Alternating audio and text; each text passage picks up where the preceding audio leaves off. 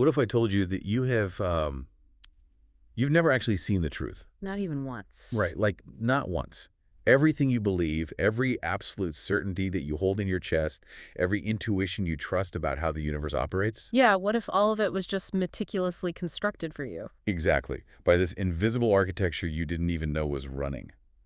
Today, we are going down into the basement of your own mind. It's going to be a dark trip. Oh, totally. Yeah. We are bypassing the decorated living rooms of your opinions, and we're inspecting the concrete foundation of how you actually know what you know. Which is heavy. It's very heavy. So welcome to the Deep Dive. For you listening right now, wherever you are, our mission today is to rip the wiring out of the wall and examine the human operating system. We're doing a full teardown. Complete teardown. We are embarking on this really profound, deeply uncomfortable exploration of belief, of the fragmentation of truth, and the lenses through which you interpret reality itself. And the material we're using to execute this teardown is highly specific.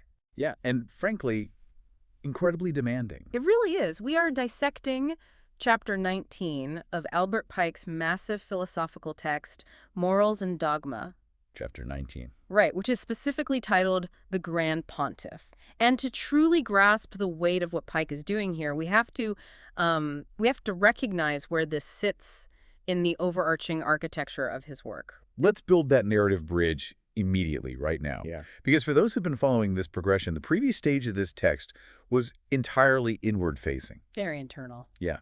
We're looking transformation at the discovery of the inner light. It was a very quiet, esoteric, almost solitary journey of philosophical centering. It was, but that inward focus, it basically establishes a center of gravity. Right. But Pike argues you can't just remain on the mountaintop of personal enlightenment forever. You'd just be up there alone. Exactly. The attainment of inner light is functionally useless if it remains quarantined. Eventually, you have to walk back down into the valley. The valley is crowded. It is densely populated. It's populated by millions of other human beings who all possess their own inner lights. Their own localized certainties. Yes, and their own absolute convictions about the nature of reality. So the valley is just incredibly loud.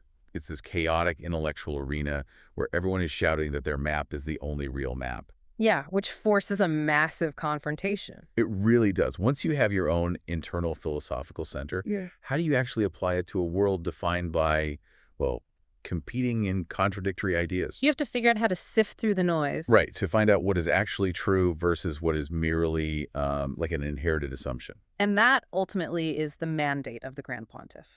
Okay, so lay that out for us. So the text transitions the individual from a state of internal reflection into an active, rigorous engagement with external epistemology. Big words there. External epistemology. I know, right? But basically, the Grand Pontiff is tasked with answering the ultimate question. Why do we choose to believe the things we believe? Pike asserts that if we want to navigate truth, we must first master the mechanics of our own belief systems. We have to understand that beliefs don't just, materialize out of thin air. They are constructed. They are heavily constructed. And the text highlights three specific pillars of this construction, which are culture, experience, and teaching. Yes, those three. But let's try to elevate this beyond just the basic dictionary definitions. We aren't just talking about, oh, I enjoy a specific type of food, or I had a bad day at work. No, it's way deeper than that. When Pike talks about culture as the first pillar of belief, he is talking about the invisible scaffolding of reality, isn't he? It's like the baseline firmware. Firmware is literally the perfect analog for this. Culture, in this philosophical context, it dictates the ontological categories you use to even formulate a thought in the first place. Before you even know you're thinking. Exactly. Before you have the capacity to critically analyze the world, your culture has already handed you a pre-packaged set of parameters. Parameters regarding what, exactly? Things like the nature of time, the definition of success, the relationship between the individual and the collective, even the boundary line between the physical and the metaphysical. Wow. Think about it. If you are born in 12th century Tibet, the firmware assumes a cyclical universe governed by karmic law. Right. That's just the baseline reality for you. Exactly. But if you are born in 21st century Silicon Valley, the firmware assumes a linear material universe governed by technological progress. Two completely different operating systems. Completely. Culture defines the boundaries of the conceivable. And because it's firmware, it operates totally beneath the level of conscious awareness. You don't question the air you breathe until the oxygen runs out. That's a great way to put it. So you have this cultural blueprint, this massive silent architecture running in the background all the time. And then comes the second pillar, which is experience. Right. And experience feels like the collision between that theoretical blueprint and the brute force of reality. Yes, experience is the mechanism of either validation or fracture, and it is deeply visceral. What do you mean by fracture? Well, your cultural firmware might dictate that the universe is inherently just and moral. That's the baseline. Sure, the good guys win. Exactly. But if your localized personal experience involves, say, catastrophic betrayal, systemic violence, or just profound tragedy, That anomalous data crashes the system. it totally crashes it. The experience shatters the cultural blueprint. But what if it goes the other way? Conversely, if your personal experience is aligned with the cultural narrative, like if you are consistently rewarded by the systems your culture built, those beliefs calcify into absolute certainties. They become rock solid. Yeah.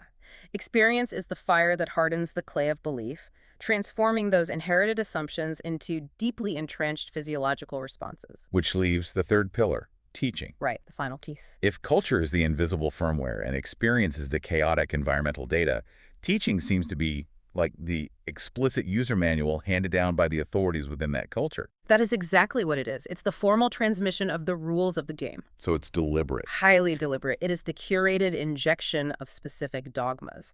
Teaching encompasses the codified laws, the religious doctrines, the academic curriculums. Even political ideologies, right? It's all the ideologies that a society uses to replicate itself.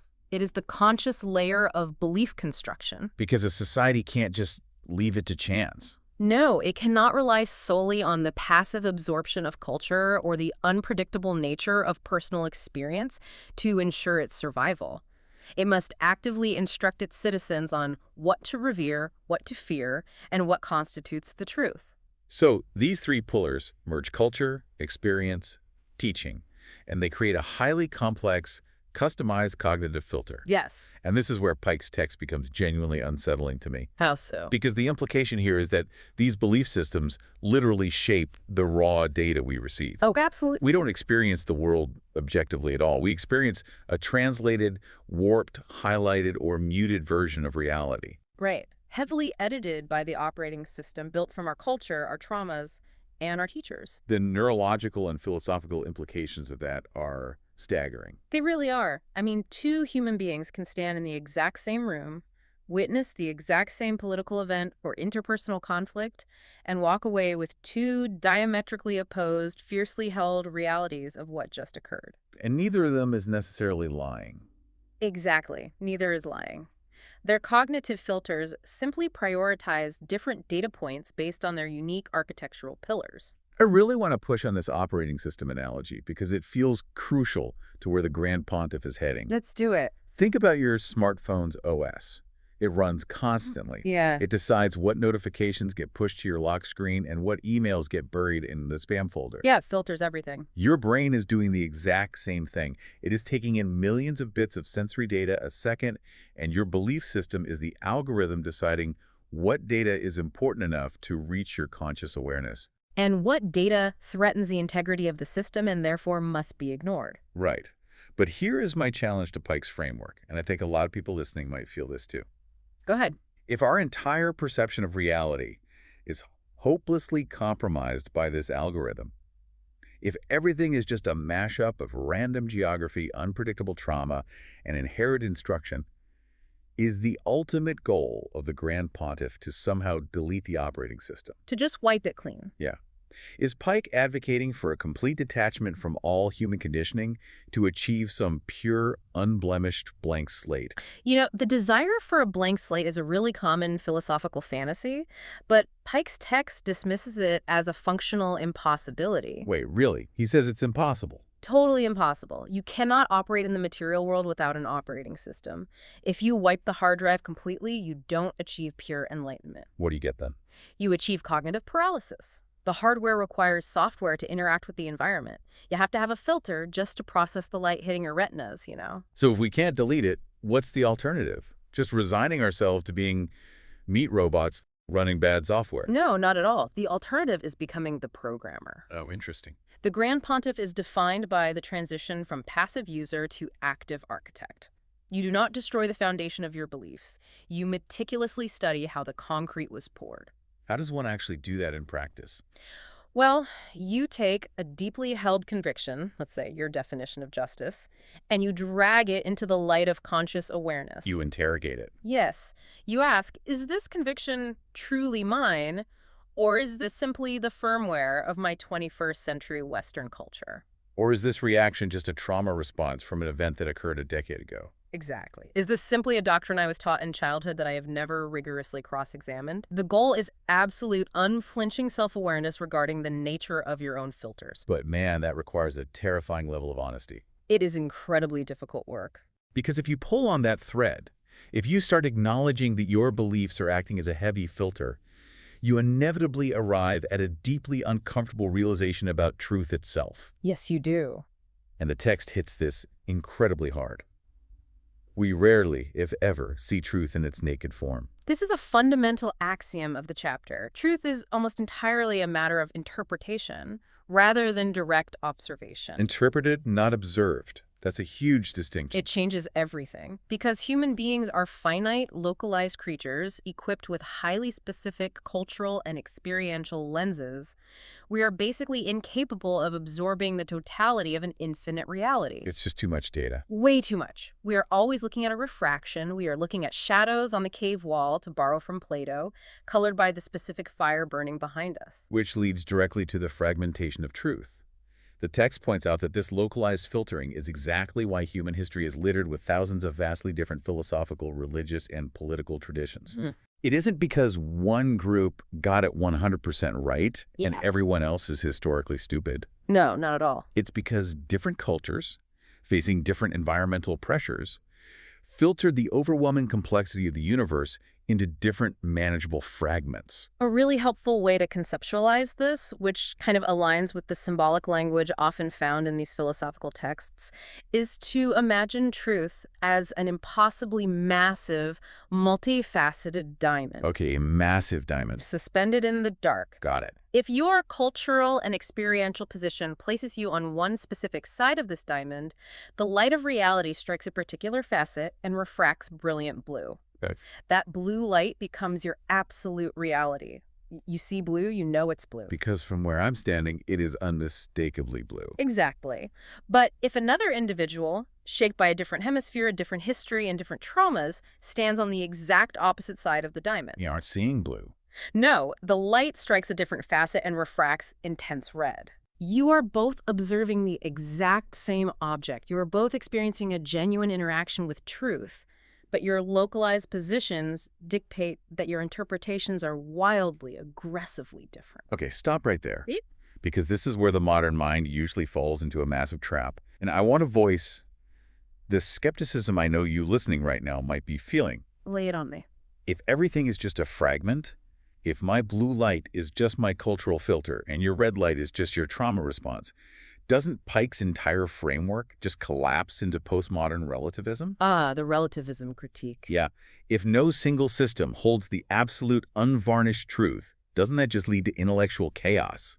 Why not just throw our hands up, declare that nothing matters, and embrace total nihilism? That descent into nihilism is precisely the catastrophe the Grand Pontiff is designed to prevent. Really? How so? Because nihilism is the lazy reaction to the complexity of truth. It is the ego throwing a tantrum because it cannot possess the entire diamond. Oh, that's a brilliant way to phrase it. The ego throwing a tantrum. Right. Pike's argument is that the fragmentation of truth is not an excuse for despair. It is a profound mandate for exploration. But how does acknowledging that your perception is flawed serve as a mandate? That feels contradictory to me. Because it redefines the nature of the search entirely. If truth were simple, singular, and easily digestible, the search would be passive. We would simply absorb it and stagnate. We'd have it and we'd be done. Exactly. The fact that truth is fractured, the fact that your perception is incomplete, means you have work to do. It transforms the human experience into an active, relentless pursuit. An active pursuit. Yes. The Grand Pontiff does not look at the person seeing the red light and dismiss them as a fool. They recognize that the red light is a piece of data they currently lack. So they need the red light. They desperately need it. The mandate is to begin walking around the diamond. It requires active comparison, the rigorous study of foreign belief systems, and the tireless effort to synthesize those seemingly contradictory fragments. You're trying to build a more comprehensive, holistic understanding of the overarching structure. Precisely. So truth isn't something you inherit or stumble across. It's an archaeological excavation. Yes, a massive excavation. You have to actively dig, you have to cross-reference your findings with other sites, and you have to constantly update your map. Constantly. But, you cannot conduct an excavation of that magnitude with your bare hands. You definitely need tools. And this brings us to one of the most provocative sections of Chapter 19. The text provides a very specific triad of tools that the Grand Pontiff must utilize to navigate this fragmented reality. The complementary triad. Right. And frankly, human history has spent the last several centuries treating these three tools as mortal enemies in a zero-sum game. They really have. We're talking about religion, philosophy, and reason. Yeah. And to understand Pike's assertion that these must be unified, we have to strip away the modern, often weaponized baggage associated with these terms. You have to look at how the esoteric tradition actually defines them. Let's do that. Because if you just say religion, philosophy, and reason, half the audience immediately pictures a screaming match between a fundamentalist preacher, an aloof academic, and a militant atheist. That is the modern stereotype for sure. We have to recalibrate these definitions. Yeah. Let's start with religion as Pike frames it. Okay, so in the architecture of the Grand Pontiff, religion is not merely institutional dogma or rote ritual. It's not just showing up to a building on a specific day. No, not at all. It is the fundamental human capacity for spiritual reverence. It is the intuitive recognition of the infinite. The intuitive recognition. Yes. Religion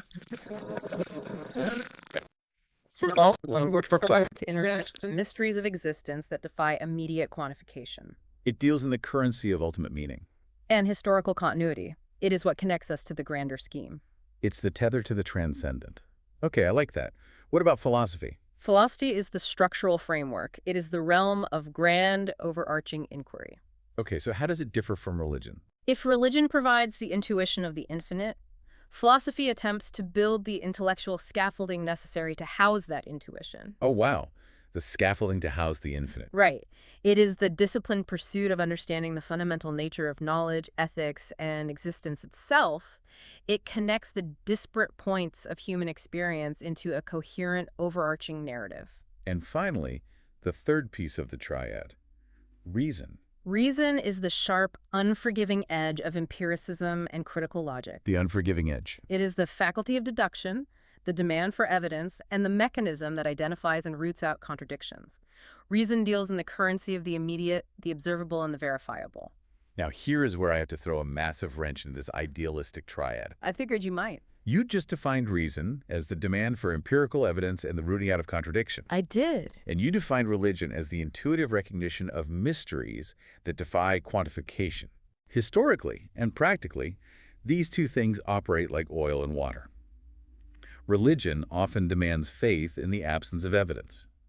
Reason demands the suspension of belief until evidence is provided. That is the classic tension. So how can Pike legitimately argue that a single human mind can hold both of these tools without suffering massive cognitive dissonance?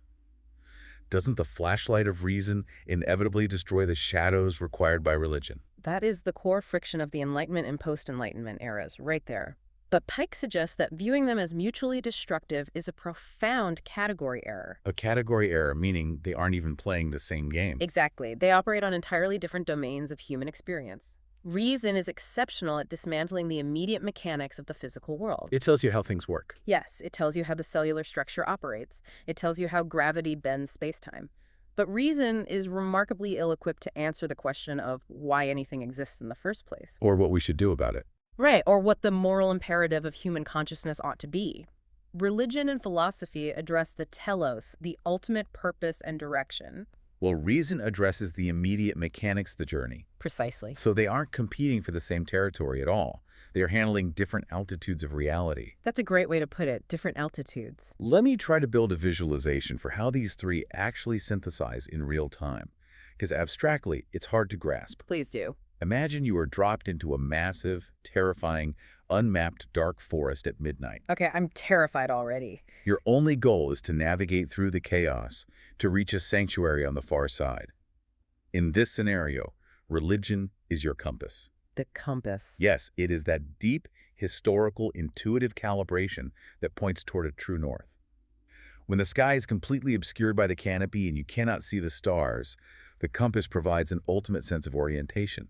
It tells you which way is forward. That aligns perfectly with the idea of ultimate meaning. Then, philosophy is the map you carry. It's the overarching theoretical schematic of the environment. It doesn't show every leaf on every tree. No, but it tells you the general topography. It warns you that a mountain range is to the east and a river valley is to the west. It provides the context of the ecosystem you are moving through.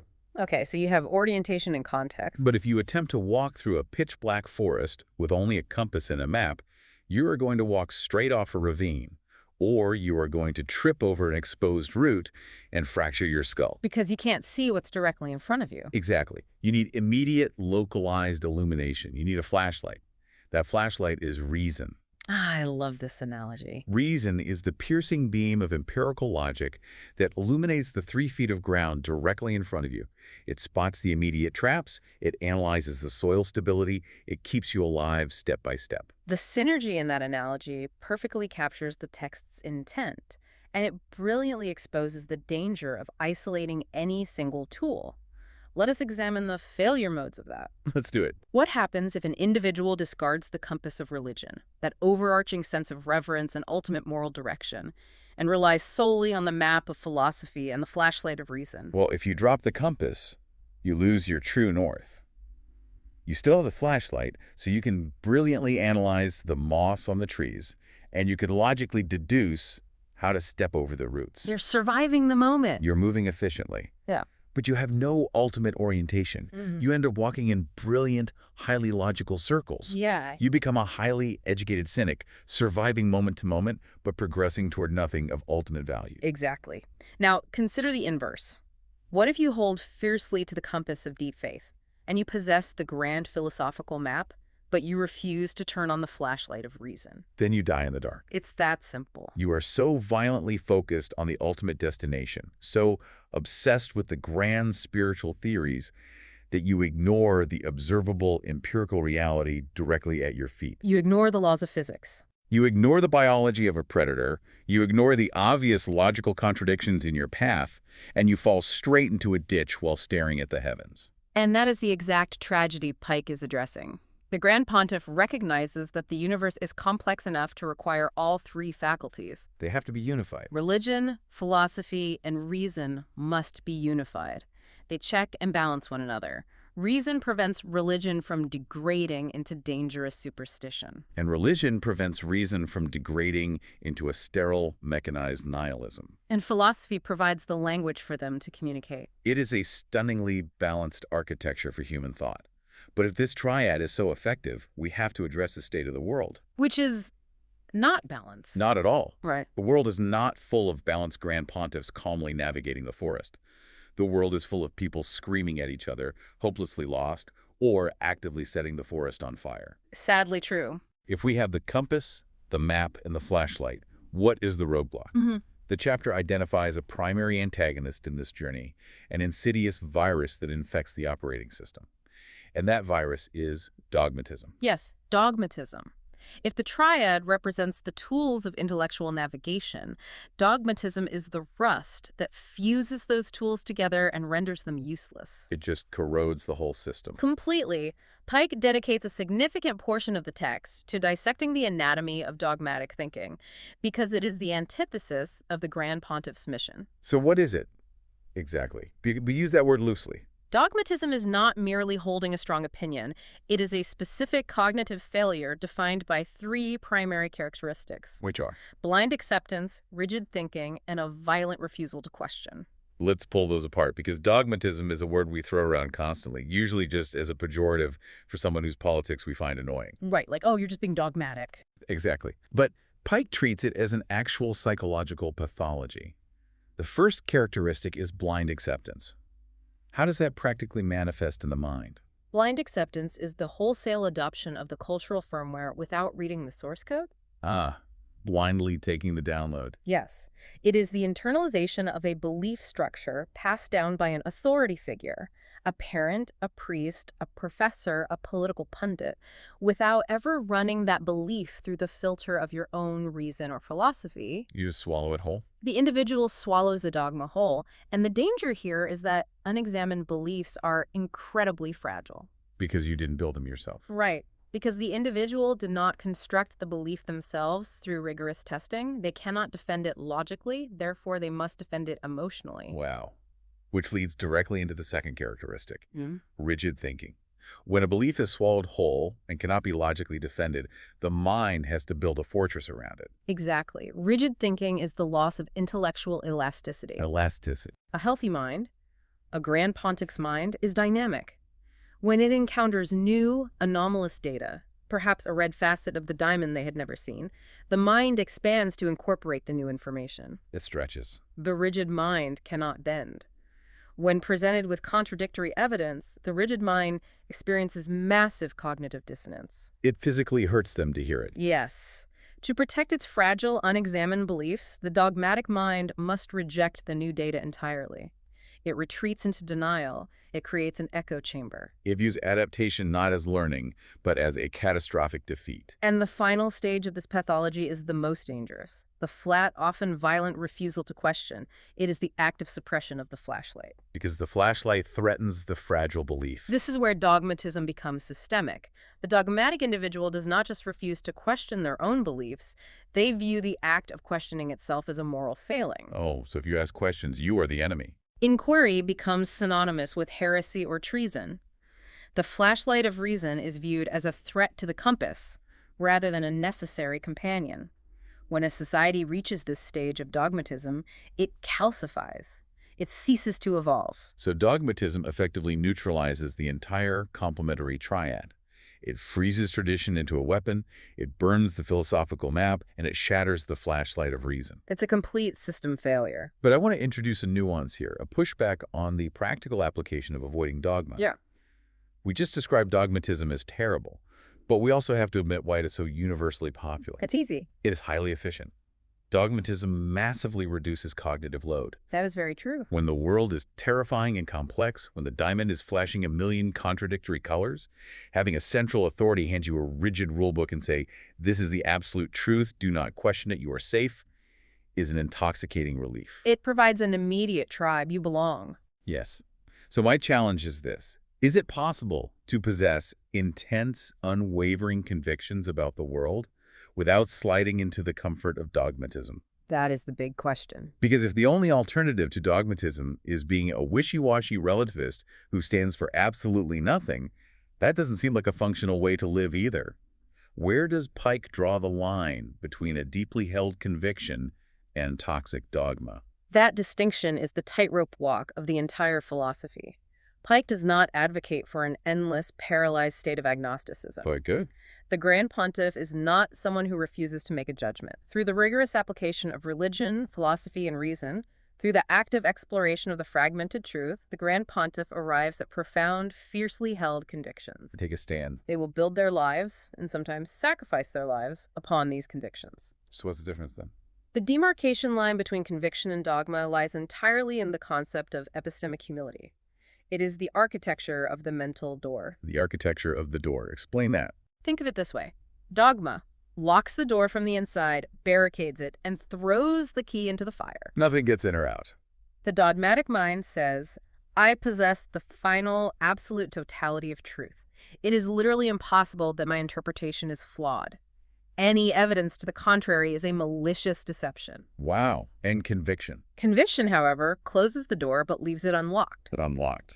The Grand Pontiff says, based on tireless study, the rigorous application of logic, and my deepest spiritual intuition, I firmly believe this to be the truth.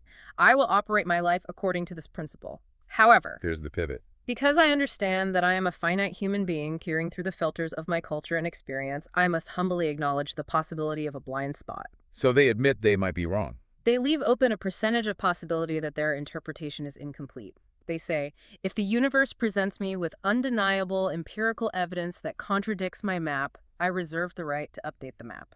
It's the difference between declaring yourself a God who sees all and declaring yourself an advanced student who has done the reading but knows there is always another library. Epistemic humility. That humility is the buffer against tyranny.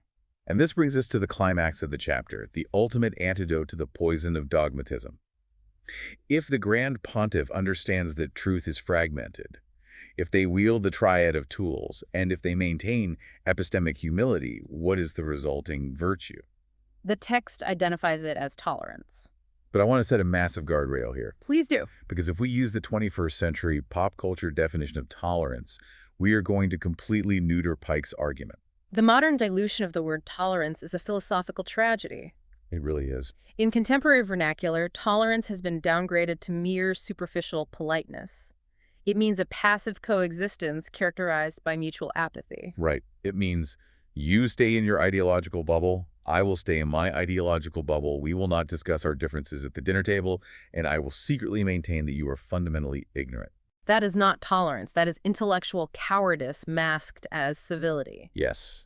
It's just conflict avoidance. Mm-hmm. So how does the esoteric architecture of the Grand Pontiff define true tolerance? In this context, tolerance is an aggressive, exhausting, and rigorous intellectual discipline. Aggressive tolerance. I like the sound of that. It is the active, intentional engagement with the very ideas that threaten your worldview. The text outlines specific, arduous requirements for this practice. The first requirement is the ability to listen without the immediate reflex of judgment, Which is biologically incredibly difficult. It triggers our survival instincts. When someone attacks our core beliefs, the amygdala fires. We experience it as a physical threat. Listening without judgment means overriding the fight-or-flight response. You have to force yourself to stay present. It means turning off the internal monologue that is desperately formulating a counterattack and instead deploying the flashlight of reason to examine the architecture of their argument. It requires immense self-control, and it leads directly to the second and perhaps most crucial requirement of active tolerance. Understanding before criticizing. Understanding before criticizing. This is the concept of steel manning, isn't it? The opposite of a straw man argument. Precisely. A dogmatic mind builds a straw man. They create a weak, distorted, easily defeatable caricature of their opponent's belief, and then they publicly tear it down to applaud their own genius. We see that all day, every day online. Everywhere, but the Grand Pontiff is required to build a steel man. You must study the opposing belief systems so thoroughly and with such empathetic rigor that you can articulate their position clearly, fairly, and powerfully. Like you're their lawyer. Yes. You must be able to state their argument so accurately that your opponent says, yes, that is exactly what I believe. That is an insanely high bar. Only then, after you have demonstrated total comprehension of their fragment of the truth, have you earned a right to deploy your philosophy and reason to critique it. If you cannot articulate the opposing view to the satisfaction of the person who holds it, you are not seeking truth. You are merely serving your own ego. That standard alone would eliminate 99% of modern political and philosophical discourse. Imagine the silence on social media if you had to pass a comprehension test before you were allowed to launch a critique. It would be a very quiet internet. And the third requirement of this profound tolerance is the active acceptance of the diversity of thought. Again, not as an annoying glitch in the matrix that we have to put up with, but as a necessary feature of a complex universe. Because the Grand Pontiff values the diversity of perspectives, they recognize that those differing viewpoints are holding the fragments of the diamond that they themselves cannot see. This culminates in a phrase derived from the text that feels like the thesis statement of the entire endeavor. The Grand Pontiff values wisdom over certainty. That distinction separates the amateur from the master. How so? Certainty is an emotional state. It is static. It is the desperate clinging to a fixed point in order to alleviate the anxiety of the unknown. It's wanting to feel safe. Certainty demands black and white. It demands a universe stripped of its nuance. Wisdom, on the other hand, is a dynamic process. And moving. Wisdom is the capacity to hold contradictory truths in tension without suffering a psychological collapse. It is the ability to navigate the infinite gray areas of human existence. So it's not just knowing more things. No, wisdom is not the accumulation of facts. An encyclopedia holds facts. Wisdom is the continuous integration of the fragmented light. It's the difference between having knowledge and having higher understanding. Knowledge is memorizing the components of the smartphone OS. Higher understanding is knowing how to rewrite the code to make the machine run better in a changing environment. Beautifully said. And what is the ultimate end game of all this effort? Hmm. If someone actually manages to pull this off, if they dissect their cultural firmware, if they accept the fragmentation of truth, if they unify religion, philosophy, and reason, and if they practice rigorous, painful tolerance, what happens to the individual? The individual evolves. Just flat out evolves. The text frames this not merely as an intellectual exercise, but as a profound expansion of human consciousness. The practitioner ceases to be a reactionary victim of their environment and their conditioning. They break out of the cycle. They achieve a state of intellectual sovereignty. By actively synthesizing the diverse fragments of truth, the individual's mind becomes a more accurate reflection of the vast, complex universe it inhabits. They achieve that higher understanding. Which is the hallmark of the Grand Pontiff. They become capable of genuinely perceiving the interconnectedness of all philosophical pursuits. They learn to see the whole diamond, or at least as much of it as a human mind can possibly comprehend. It is a stunning, deeply challenging vision of human potential. It requires abandoning the comfort of the echo chamber and stepping out into the terrifying complexity of the dark forest. It takes courage. And that brings us to the end of our architectural inspection today. But as always, understanding the theory is useless if you don't apply it to the structure you are currently living in. You have to do the work. So I want to turn directly to you, the listener. You've been down in the basement with us. You've seen how the concrete is poured. Now it's time to audit your own foundation. Look closely at it. Look at the absolute certainties you hold right now. What are the beliefs that you consider to be unquestionable objective reality? Can you trace the origin of those beliefs? It's a hard question to ask yourself. Can you identify which parts were installed by the invisible firmware of your culture, which parts were forged in the fire of your own traumas, and which parts were explicitly handed to you by the authorities you trusted? And more importantly, are you genuinely capable of leaving the door unlocked? Yeah. When you encounter someone who is standing on the opposite side of the diamond, bathed in a light you cannot comprehend, what is your immediate physiological response? Does your ego flare up, desperate to build a straw man and defend your certainty? Or can you deploy the rigorous tolerance of the Grand Pontiff? Can you lean in, override your defensive instincts, and ask yourself, what fragment of the infinite truth has this person captured that my operating system currently rejects? Because the role of the Grand Pontiff is not a final destination. You do not arrive at a state of perfect knowledge and retire. It is a methodology for walking through the world. It's a daily practice. It requires the relentless application of curiosity, the humility to recognize your own filters, and the courage to unify the full spectrum of human capability. If we must distill this complex, demanding chapter down to a single operational mantra, it is this: truth is not owned, it is explored. Truth is not owned, it is explored. I want that carved into the lintel above the door. As we conclude this teardown of human belief, I want to give you a roadmap for where we are heading next. The journey continues. In our upcoming deep dive, we are going to advance to the next level of this esoteric architecture by examining the master of the symbolic lodge. That's going to be fascinating. Now that we have established how to manage our filters and how to synthesize conflicting ideas, we have to look at the actual language of the hidden world. We are going to dive deep into symbolism, how profound truths are encoded in plain sight, how meaning is layered beneath the literal, and how the mind decodes the symbols that govern human history. It's a masterclass in reading the subtext of reality. It really is.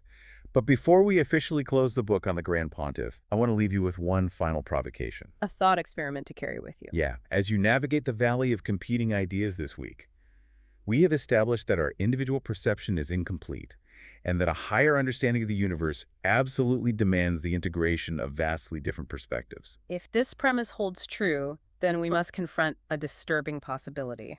Perhaps the greatest barrier to discovering the ultimate nature of reality is not a lack of technological advancement, or a lack of ancient manuscripts, or a lack of raw data. Then what is it? Perhaps the greatest barrier is simply the human ego's refusal to be uncomfortable. Oh, wow. Consider the implications of this.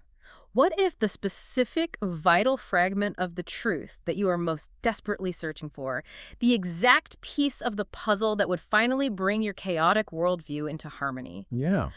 What if it is currently, at this very moment, being held in the hands of the person whose worldview you most violently despise? Wow. Let that settle in your mind. The answer you need might be locked inside the ideology you hate. We spend so much energy fortifying the walls of our intellectual castles that we forget how fragile the ground beneath us really is. Don't be afraid to leave the door unlocked. Don't be afraid to go back down into the basement. Check the concrete. Unify your compass, your map, and your flashlight. The dark forest isn't something to fear. It is simply the terrain where the real work of human evolution begins. Thanks for joining us on the Deep Dive.